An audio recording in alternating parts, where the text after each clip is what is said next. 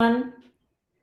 Thank you for joining me today on another episode of the Unleash Your Leadership series. This is a weekly one that I do on on a recurring basis, and the topics there are a lot of times just coming from you. So one of the polls I had done about a few weeks back, managing up, was a topic that a lot of you wanted to hear about. So today I'm going to share my thoughts on managing up and why it is a crucial part to your career success. So let's get started. First, what is managing up? Now, this is a term that has come up more so in the last, I would say, 8, 10 years. And what it means essentially is that every individual, you as an individual, be it an individual contributor, an IC, or a manager, doesn't matter, but you are responsible for managing your relationships with your management chain. So your manager and manager's manager and so on. And how you do that is managing up. So how do you work with your management chain, most often your direct manager, and how do you work with them on a daily basis, and how does that align with your career? Now, a lot of times we talk about managing up and it feels like it is a responsibility of the person, right? Like, why am I responsible for everything? And why should my manager, should my boss be responsible also for my career development and my growth? And while that is true, what happens is a lot of times as you get into people management, be a first line manager or higher, there are a lot of things happening for that manager. And while they are invested in your success, it may not often be where they know everything you want. Like, they cannot necessarily read your mind, so you have to tell them what you want, right? So that is where, if you tell them what you want, if you tell them where you want to go, then they can help you. But they would not know it if you wouldn't say anything. So that's one part of it. The second is managers are often working on multiple different priorities. So if you take control and if you take charge, then it's easier for that manager to work through it, because then they don't have to keep uh, up with all the context of every single person that reports to them. Managers also have anywhere where from like 5 to 10 to 15 reports, sometimes even more than that. And the more reports they have, the harder it gets. But besides the report, they are also working with a bunch more stakeholders. And so working with them, managing across, is something managers have to do a lot. So that is why if you take control of your conversations, of your opportunities, then that helps the manager out. But there's another important aspect of managing up, which I will come to. But here's the thing. At the end of the day, you are the one person who's fully responsible for your own career growth, your own career development, and where it goes. There is nobody else invested in your success more than you. And that is why it is up to you to do the managing up. Because then you have the reins, you have the control on how you steer the conversations and how might it help your career. So that is one of the single most reasons I will say why you have to manage up. It's because you own your career. Nobody else owns your career for you. And while good managers will definitely invest in you, they will work for you to make your career goals happen. It is up to you to let them know. Now, why is managing up important? We talked about career goals, of course, managing your career is getting success in your professional career. But the three tangible things that really come up are your performance. So, how do you get the most out of your performance reviews? And The thing there is your manager needs to know what you did in order to then help you with the performance review and get you the performance rating that aligns most with the work and the you did and the impact you had. The second, of course, a lot of times is promotions. Right? This is a very tangible aspect of your career growth. Every promotion takes you higher up the ladder somewhere, and your manager is the best person who can help you get that promotion. But your manager needs to know what you need, what you have done, what is the impact you have, and then they can use that as the foundation to start working on your promotion plan. And so you are going to drive that conversation. And finally, opportunities. The way to get good performance reviews or get a promotion is to have the right opportunities. The right opportunities that stretch you, that make you go above and beyond, that help you develop skills that are needed at that next level. If you don't have those opportunities, it might be multiple years you might be in the same position. It's not going to get you that promotion, or it might not get you like an exceeds rating. So these are the reasons why you need to have the right opportunities. And the one person that can give you those right opportunities is your manager. So if you talk about here are the skills I need to build, here's my long term goal, here is the kind of work I want to do, that's when your manager is going to say, I have an opportunity that might help you do that. So they will then align you to the opportunities that are in service of your long term goals. So that's why you need to know how to manage up. You need to learn, if you haven't done so, on how to manage up. And you need to be able to advocate for yourself. I've talked about advocating for yourself previously, so I won't get into a lot more details here. But this is where managing up involves a lot of advocating for yourself, talking about what you have done, what you want to do, where you want to go. And you can't shy away from that. So when you're managing up, there is two things, right? There is you, and then there is your manager. Right? Now, when you go into a managing up type of a conversation, and it's not labeled like that, but you are going to go and it's like, oh, I need to have this conversation because it's in service of me and I'm going to eventually benefit out of this. But for your manager, for him, it is what's in it for me, right? Every individual thinks about what's in it for me. And so you have to understand your manager. That's why you need to develop empathy as a skill.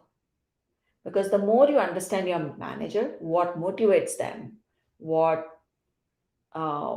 makes them tick, how do they respond to certain things, what kind of information do they need. Put yourself in that manager's shoes, and that will help you understand how they think. Because when you understand how they think, how they operate, you can work with them better, and the managing up also becomes much easier. So keep in mind that when you go into these conversations, it is also about them. What is the benefit to them? And how can you help them? So every one-on-one you have with your manager is a managing up conversation. So first thing I want you to do is have regular one-on-ones with your manager. At the least, it should be weekly. I think bi-weekly also feels a little bit too far off.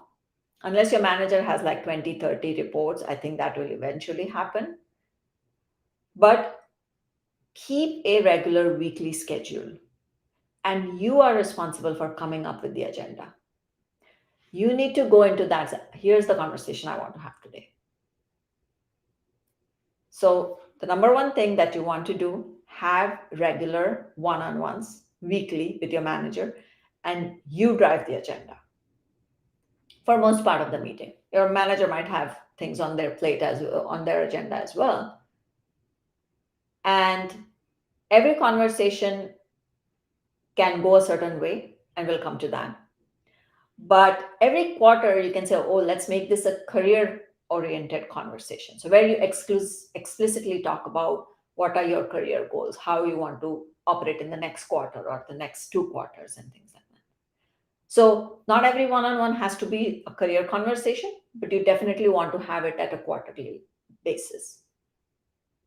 And then in the other one on ones, you're probably going to talk about what's going on currently with you or with your manager.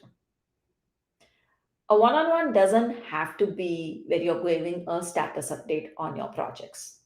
That is absolutely not what it is meant to be. Status updates, project updates, all of those can happen in team meetings or in stand ups or other project meetings where your manager may be there, or there could be other ways of informing your manager of the status. So utilize your one on one to do more than just that. Ideally, you don't want to discuss the status of everything. It could be where you want some ideas from that person, and that's fine. Yeah. So once you have your one on ones set up and you think about what is it on the agenda, there could be a few ways you go about this. One is you can talk about what are the things you're seeing today. So, what is happening with your project or other projects? How might that be related? And get your manager's opinion on something. So, you have a certain solution or a certain idea, and you're trying to get brainstorm with them on their opinions. This tells them your thought process. It's not a status, but this is where you align with your manager on like how you're going about things. So in a way, they can still know what you're working on, what is the type of work you're doing, what is the impact it has, and maybe if there are ways he or she can help, then they will bring up that. The second thing you want to do is ask questions. Ask your managers lots of specific but open-ended questions. So it could be as simple as, what is going on for you, or how are we approaching this particular issue, or what keeps you up at night. So it could be any of these questions. It could be something where you know of a certain, maybe a business related stuff that's coming down and you have heard about it. Ask them about it. What are they doing? Maybe there is a reorg happening somewhere. Ask them about it. Right? There are so many things that your manager might be involved in, and you need to be aware of that. And the way you build that awareness is through asking questions. So ask them questions, because that is the way you get to the next thing, which is you uncover problems. So, based on the work you're doing, you have some view of the problems that are around you, not just project problems, but things that are a little bit sort of cutting across projects or maybe across teams. But also, talking to your manager helps you, oh, this is what this person is dealing with. This is what's happening with this other stakeholder, or maybe this team. Or these priority shifts are coming down the pipeline and we need to be ready. So, once you have that, and you start uncovering these problems, now that is your way to figure out, oh, here's how these problems are connected. So you start connecting the dots, or maybe you have some information that you can share that will help them tackle a problem. So now you kind of start getting into thinking about solving problems. And this is where it's really important. What can you do to solve problems for your manager? Because your manager is probably dealing with 10 different, 15 different things. Can you take one or two things off their plate? And can you fit it into your schedule, your availability? But when you solve problems for them, it builds trust, it builds credibility. Your manager is relieved that they have somebody to fall back on. It establishes you as a leader for them, somebody who would be ready to do their job if they had to go to the next level. So again, this is very important from both sides. For you, because of course you want to grow up and you want to get to the next level. So you want to do things that your manager might be trying to do. Not necessarily because you're going to take their role, but also just to go up a level. But at the same time, your manager, if an opportunity comes for them to do something bigger, if they don't have leaders in place that they can trust, it's hard for them to move out of that role. So you need to find your replacements before you can move on. So even if you are a manager and you're trying to now managing up to your senior manager, it's the same thing for you. So the managing up, like I said, goes for all individual contributors as well as every manager, director, whoever. As long as you have a boss, you have to manage up. It doesn't matter how many people report into you or nobody reports into you. Okay. So once you can solve problems, you're offering support, right? Ask the manager how you can help. In some cases, you might have ideas and you can say, can I just take this on and go solve it? Yeah. Or you can say, can I help you there? If you don't necessarily know what solution you can provide, it's okay. Offer support. Ask them, can you help? And, or what can you help in? And maybe it's not the whole problem. You might help with a subset of things. That will also have the managers like, okay, you're willing to help. You have a lot of things going on, but you're willing to help. So again, it helps them think about you as the go-to person. And then they are also very much well aligned with the work you're doing because those are priorities that they are giving to you. It could also be where those opportunities come from. Right? So offer them help. And like I said earlier, think like them. What might their responses be like? Or when might they be more willing to take your offer? Sometimes in some one-on-ones, they might be too frazzled, something might be going on. Maybe that might not be the right time, but maybe another one-on-one is. Or maybe an offline conversation might be. So just as you work with them, start understanding them. What triggers them? What motivates them? What would have them relieved? Right? And this will also just help you maintain a good relationship because you can anticipate what your manager might be thinking or might respond with. And this is also a way to build strong relationships with your management. I talked about building strong relationships last week. And your relationship with your manager is one of the most important ones, for sure. And the way to build those relationships is through the trust and credibility that you will have by solving the problems that your manager is worried about. So think about how your current conversations are going on with your manager. Note down things that are going well, that are not going well, and what needs to change. Are you managing up effectively?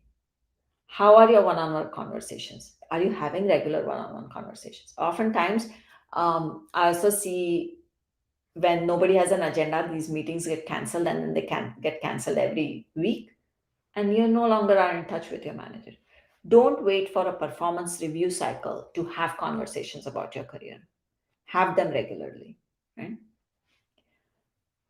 So assess your current one-on-ones, your relationship with your manager, and start thinking about how is the best way to manage up. And here's the thing I want to be very clear on. Managing up doesn't mean that you're becoming a yes person.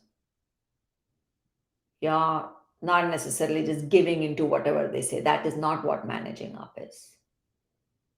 Because oftentimes there can be a confusion on is it just sort of appeasing the manager and saying yes to everything or sort of being in their good books all the time? No. You can challenge certain decisions, you can challenge certain thoughts, but do it with data, do it with artifacts. That's how you challenge people. It doesn't have to be a subjective opinion. I can guarantee you that managing up will really help you advance in your career.